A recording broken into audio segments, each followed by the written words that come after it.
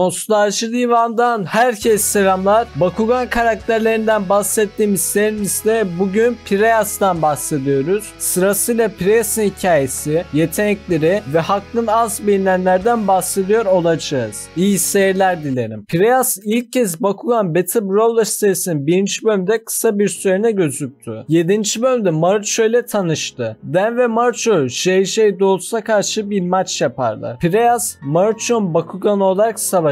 Özellik değiştirme yeteneğiyle Sapter elementten geçer. Drago önceden böyle bir şey duymuştum ancak bunu ilk kez görüyorum der. Dan ve Marucho JJ Dolz'u yenerler. 11. bölümde Marucho ve Runo Shun ile maç yaptığı zaman Pireyas Skyris ile savaşmıştır. Pireyas kaybetse de bizlere çok iyi bir savaş izletmiştir. 14. bölümde Bakugan savaşçıları birlikte sonsuzluk çekirdeği aramaya giderler. Laboratuvarda Pireyas yanlışlıkla bir düğmeye basar ve bir video karşılarına çıkar. Bakuganların dünyaya nasıl geldiğini öğrenirler. 17. bölümde Marucho dünya ikincisi olan Klaus ile maç yapar. Bu maçta Marucho çok ağır bir şekilde kaybeder ve favori Bakugan olan Pireyas kader boyutuna düşüyor. Aslında insanların çoğu bu sahneyi yanlış anlamış. Pireyas kader boyutuna düşmüyor normalde. Sadece Klaus bir illüzyona düşmüş gibi gösteriyor. Zaten kader boyutuna düşse nasıl çıksın? O bölümde Klaus'un kader kartını oynadığı gösterilmedi. Çünkü zaten kader kartını oynamıyor. İşin ilginç tarafı Marucho şu soruyu sormuyor. Yahu bu adam kader kartı oynamadı. Neden benim Bakuganlarım yenilince kader boyutuna gidiyor? Bunu sormadı yani, çok tuhaf bir şekilde. 21. bölümde Klaus Pireyas'ı kendi Bakugan olarak oynar. Pireyas negatif enerjinin etkisiyle olduğu için deli taklidi yapıyor ve Marucho, Runo ve Dan'i tanımıyor. Runo şafak ışığı yeteneğini oynar ve Pireyas'ı bir maçına kendi taraflarına alır. Üzerinde negatif enerjisinin etkisi kalkan Pireyas, Marucho'nun Bakugan'ı olarak 22. bölümde savaşır. Yenilmek üzereyken Pireyas ve Tigreira güçlerini Drago'ya verir. Bu sayede Drago evrimleşir ve Delta Dragonite olur. Bu savaşı Drago'nun evrimleşmesiyle kazanırlar. Savaşçılar kazansalar bile Pireyas Klaus'a geri vermeleri gerekir. Klaus Pireyas'ı Marucho'ya verir ve tekrardan ortak olurlar. Burada Klaus, Shen ve Julio'nun üzerindeki negatif enerji de kalkmıştır. 28. bölümde Pireyas ve arkadaşları bilerek Masquerade ve Bakugan Hydro'ya da yenilirler. Bunun sebebi ise kader boyutuna gidip Dan ve Drago'yu bulmaktır. Yani bu sefer Pireyas cidden kader boyutuna düştü.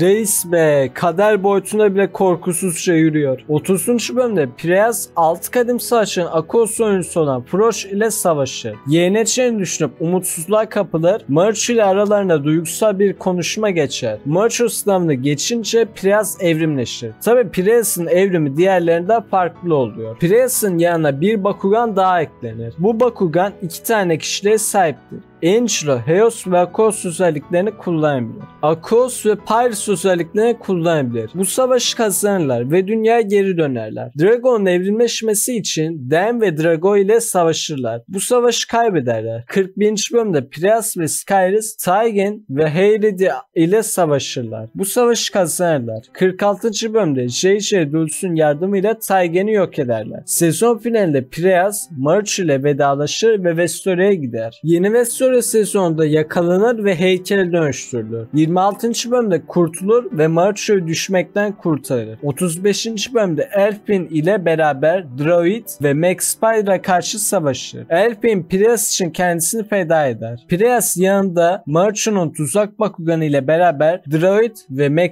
Spider'ı yener. Böylece Elfin'in intikamını almış olur. Sezon finalinde savaşçılara yardım etmek için savaşa Marucho'nun Bakugan'ı olarak gelir. Macdanius Search sezonda Amazon adına bir öğrenci yetiştirir. Drago ile yıllar sonra karşılaşır. Anobias'ın Mektogan ile savaşır. Pireyas'a karşı Mektogan çağıran Anobias'ın buradan en sonunda Drago kendi kontrolünü geri kazanıcı yenerler. Mactavius Search 44. bölümde Pireyas Mactavius Lesser tarafından öldürülür. Ancak sezon finalinde yani 46. bölümde Drago ve arkadaşları geçmişe dönüp Mactavius Lesser'ı yok ettikleri için Pireyas hiç Mactavius Lesser ile karşılaşmamış ve ona ölmemiştir. Pireyas'ın hikayesi bu kadardı. Şimdi gelin yeteneklerine bakalım. Pireyas ilk başta 300, sonra Klaus'un elindeyken 340, evrimleşince 400 ve yeni Vestori sezonunda 500 güç seviyesiyle başlar. Son sezonda güç seviyeleri kaldırıldığı için son sezondaki başlangıç gücü bilinmiyor. Mavi görünmezlik rakibin geçiş kartını etkisiz kılar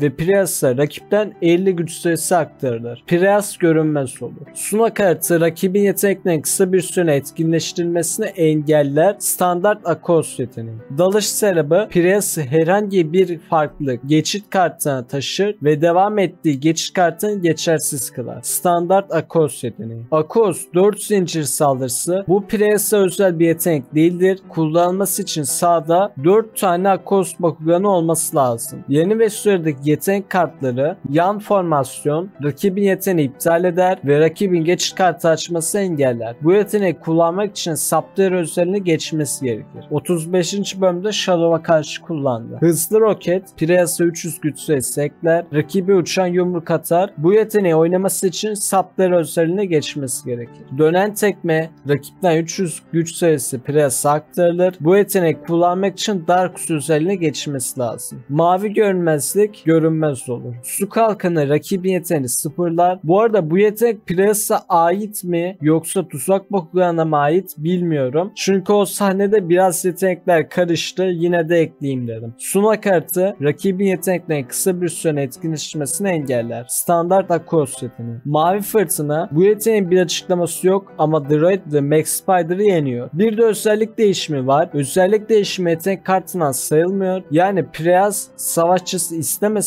bile özelliğin değişebilir. Saptera ve Darkus özelliğine dönüşebiliyor. Şimdi az bilinenlerden bahsedelim. 1. Pireas'ın Japonca dublajdaki adı Predator'dur. Predator yırtıcı anlamına gelir. İlk harfi olan Pire alınır, araya Y harfi eklenir ve As eklenir. As da kadar anlamına gelir. Yani yırtıcı kadar gibi tuhaf bir anlamı var. Kızlar sadece eğlenmek ister bölümde Pireas sahilde yürüyüş yapmayı ve kitap okumayı sevdiğini söylüyor. 3. Pireas'ın türü tıpkı Dragonoid tür gibi güç seviyesi hep artan bir Bakugan türündendir. 4. Pireas Angelo meleği, Pireas Diablo şeytanı temsil eder. Uydurma görseller olur yani çizgi filmlerde falan. Onda bir atıfta bulunma. 5. Pireas yemek yediğini ve ürediğini gördüğümüz tek Bakugandır. Bonus bilgi. Pireas Naruto animesindeki Jiraiya Sensei ile benzer poz verir. Peki siz Pireas'ı sever misiniz? Benim en sevdiğim Bakugandır kendisi. Video bu kadardı. İzlediğiniz için teşekkür ederim. Video hoşunuza gittiyse bir beğeni bırakabilir ve yeni videolarda haberdar olmak için kanala abone olup bildirim zilini de açabilirsiniz. Kendinize iyi bakın. Görüşmek üzere.